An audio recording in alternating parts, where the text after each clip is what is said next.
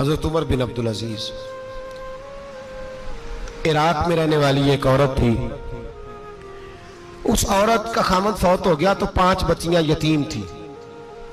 वो इराक से चली और जनाब उमर बिन अब्दुल अजीज के पास आई कि आप मेरी बच्चियों का वजीफा लगा दें। वो कहती है जब मैं पहुंची ना यहां तो अब तो इस्तकबाल, आना जाना बड़े मामलात हैं। अब तो बच्ची की बारात आए और 5, 7, 10, 20 लोग दरवाजे पे खड़े ना हो तो बारात नाराज हो जाती है। कहते हमारा इस्तकबाल ही किसी ने नहीं किया। तो इस्तकबाल तो अब इस तरह है जिस तरह नशा नहीं होता, ये इस्तकबाल की हालत है, अमीरों से लेके गरीबों तक। मुझे पूछा ही नहीं किसी ने, कुर्सी नहीं दी, आगे नहीं बिठाया, ये वाला मामला है।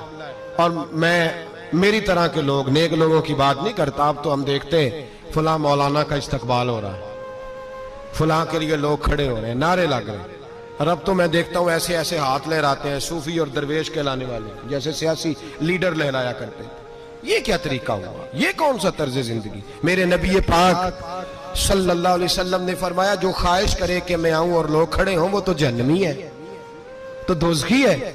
सारे वही तरीके हम इख्तियार करते जा रहे हैं, वही प्रोटोकॉल है हर जगह। वो लोग जिनके दरवाजे खुले होने चाहिए थे वहां भी हर वक्त के लिए मामला तय हो गए। याद रखें मेरे नबी पाक अलैहिस्सलातु वस्सलाम ने जो तालीमात दी, हजरत उमर बिन अब्दुल अजीज रहमतुल्लाह ताला अलैह।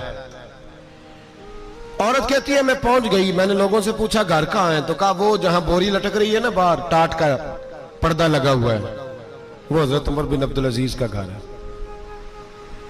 कहती है मैं दरवाजे पे दस्तक दी, एक औरत ने दरवाजा खोला तो मुझे बीबी जान के अंदर बुलाया। तो उनके घर के अंदर जब मैं दाखिल हुई तो बड़ा सारा सेन था, एक तानिम कुआं लगा था, एक तरफ एक बड़ा दरख्त था और एक छोटा सा बनाई हुई थी जगह बर्तन धोने के लिए। और बीबी ना बर्तनों को मिट्टी लगा के साबुन लगा के बैठी हुई थी, काम कर रही थी वो औरत। मुझे उसने दरख्त के नीचे बिठाया, पानी पिलाया। कैसे आई हो? मैंने कहा अमीरुल मोमिनीन से मिलना है। कहने लगी बैठो थोड़ी देर में आ जाते। कहती थोड़ी, मैंने समझा घर की कोई मुलाजमा है, मैं बैठ गई। थोड़ी देर गुजरी, फिर दस्तक हुई। उस बीबी ने उठ के दरवाजा खोला तो जब वो शख्स अंदर आए तो कहने लगी बड़ी देर से बर्तनों को साबुन लगा के बैठी हूं, कहाँ रह गए थे? कहती है वो साहब कहने लगे बस जरा मसरूफ हो गया था। दौड़े गए, कुएं से पानी निकाला, बीबी को दिया, उसने बर्तन धोए। कहती है फिर थोड़ा सा सिरका और एक रात की रोटी वो लाई, उस शख्स ने खाई। मैंने कहा कि ये दोनों घर के मुलाजम हैं, मियां बीवी काम करते हैं। जब वो खाना खा चुके तो वो औरत मेरे पास आई, कहने लगी उठ के मिल लो अमीरुल मोमिनीन से। मैंने कहा कौन अमीरुल मोमिनीन? तो कहने लगी कब से तो आए हैं, ये जिसने कुएं से पानी निकाला यही मुसलमानों का अमीर है, और ये जिसने दरख्त के नीचे बैठ के सिरके से रोटी खाई है यही है। ये फरिश्तों की दास्तान नहीं, ये वो लोग हैं। मैं रात को भी कह रहा था एक जगह पे कि ये लोग जो है ना जिनका आप रोज शिकवा करते हैं हुकूमतें बड़ी खराब हैं, ये कोई नहीं खराब, बिल्कुल खराब नहीं। जितने सियासी लीडर हैं सारे सही हैं। खराब वो लोग हैं जो इन्हें वोट दे के लीडर बनाते हैं, बिल्कुल खराब नहीं। मैं तो इनके हक में होता जा रहा हूं। नाराज हो गए ना आप लोग? अल्लाह करे तुझी हो जाओ तो अगले इलेक्शन से सियाने भी हो जाओ, आमीन तो कह दे। मैंने कोई मशवरा नहीं देना, इसलिए कि मेरी नजर में कोई ऐसा शख्स नहीं जिसके लिए मैं आपसे कह सकूं कि वोट दें। और हम तो ऐसी बात करें तो कई लोग नाराज होकर चले जाते हैं, लेकिन कोई परवाह नहीं, इसलिए कि ये दीन मेरे नबी पाक का दीन सिर्फ मस्जिद का दीन नहीं।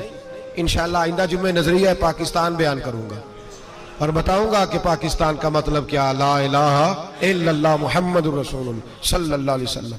हुजूर का जो कुरान नाफज होगा मस्जिद में, वो कुरान कचहरी में भी नाफज होगा इंशाअल्लाह। और वो कुरान नाफज होने आया है, असेंबलियों में वही कुरान नाफज होगा इंशाअल्लाह। और यही चिराग जलेगा तो रोशनी होगी। बयान करेंगे और डट के बयान करेंगे, आपको बताएंगे। जो बात समझा रहा हूं फिल वक्त वो समझे, मुजरम वो नहीं जो बड़ा बन के लूटता है, मुजरम वो है जो उसको सपोर्ट करता है, जिसने उसे बड़ा बनाया है। ये याद रख लें, हमारी कोई बचत नहीं होगी, हमसे पूछा जाएगा। हम सारे कचहरी में खड़े होंगे, अल्लाह सवाल करेगा कि तुम बताओ तुम इनके मददगार क्यों बने थे, तुम सपोर्ट क्यों करते थे, ये पूछा जाएगा और हमने जवाब देना है। बहरहाल आमदाम बरसरे मतलब जनाब उमर बिन अब्दुल अजीज रहमतुल्लाह अलैह के वो बीबी गई तो कहने लगी कि ये अमीरुल मोमिनीन ने कहा, वो उठ के हाजिर हुई, कहा हुजूर मैं इराक से आई हूं, मेरा खामन फौत हो गया, मेरी 5 बेटियां हैं, वजीफा लगा दे। वो बीबी कहती है मेरा दिल था कि यतीम बच्चियों का 100 दिनार साल का लगा देंगे तो बड़ी बात है। कहती है जब मैं उनके पास गई तो हजरत उमर बिन अब्दुल अजीज को बताया तो वो रोने लग गए और मुझसे माफियां मांगने लगे। मैंने कहा हुजूर आप क्यों माफी मांगते हैं? तो कहने लगे इसलिए माफी मांग रहा हूं कि तू मेरी रियाया में थी और तेरी 5 बच्चियां यतीम थी, तुझे खुद चल के आना पड़ा है, मेरा काम था तेरी खबर लेता, माफ कर दे अल्लाह की रिजा के लिए। उन्होंने वजीफा लिखना शुरू किया तो मेरी एक बच्ची का 1000 दिनार साल का लिखा। मैंने कहा अल्लाह तेरा शुक्र है। फिर दूसरी बच्ची का 1000 लिखा तो मैंने कहा अल्लाह तेरा शुक्र है। तीसरी का 1000, चौथी मैंने कहा शुक्र है। जब चौथी का लिखा तो मैंने कहा अल्लाह आपका इकबाल बुलंद करे, अल्लाह आपको हमेशा इसी तरह फलता फूलता रखे। कहते हैं जनाब उमर बिन अब्दुल अजीज ने कलम रख दिया, फरमाने लगे मैं 5वीं का वजीफा नहीं लिखूंगा, 4 बहनों से कहना बांट के इसे भी दे दे। कहा हुजूर क्यों?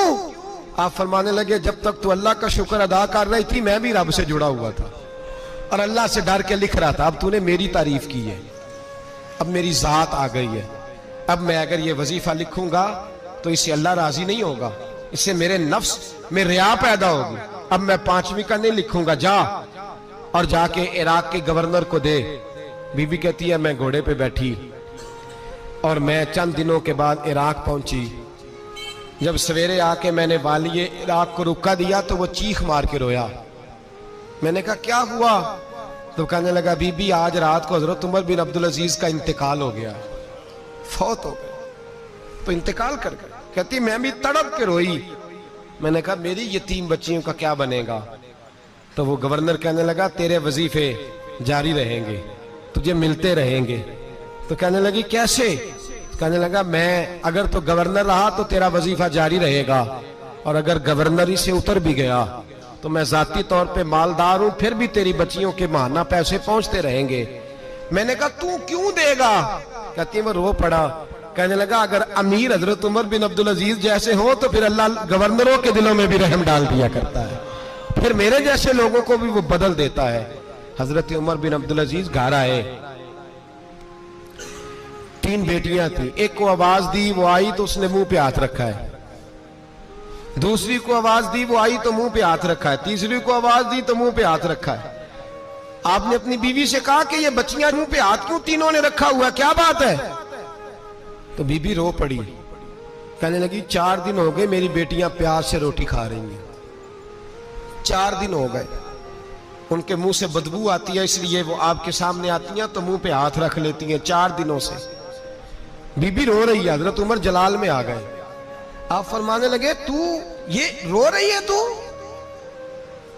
तू रोई है, तूने मेरे घर में रह के अल्लाह की नाशुक्री की है, तू शुक्र अदा नहीं करती कि 3 वक्त प्याज और रोटी तुझे घर की 4 दीवारी के अंदर मिल जाता? रो रही है? और मैं आ मेरे साथ बाहर निकल, तुझे वो लोग दिखाऊं जो झोपड़ियों में रहते हैं और मांग के खाते हैं, आ तुझे दिखाऊं। इतनी नाशुक्री कि घर के अंदर प्याज पहुंच रहा है, रोटी पहुंच रही है और तू कहती है मेरी बेटियां प्याज से खाती हैं, शुक्र कर फाके नहीं काटने पड़े। फिर अगले लफ्ज कहे तो रो पड़े। फरमाने लगे मैंने तो मुस्तफा के वो हालात भी सुने हैं जिसमें कई दिन बीबी फातिमा ने फाके किए।